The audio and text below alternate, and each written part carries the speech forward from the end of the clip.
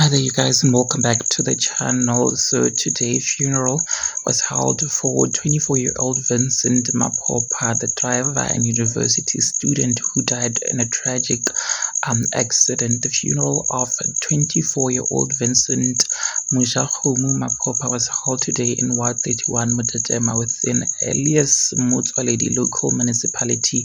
Vincent was known as the driver for Limpopo musician Karishma and was also a third-year BSc plant production student at the University of Limpopo. Now, Vincent's life was cut short on Friday, the 31st of October 2025, following a head-on collision near Polokwane. The accident also left popular musician Karishma fighting for her life in ICU. Friends, family, and community members gathered to pay their last respect to a young man described as humble, hardworking, and full of potential.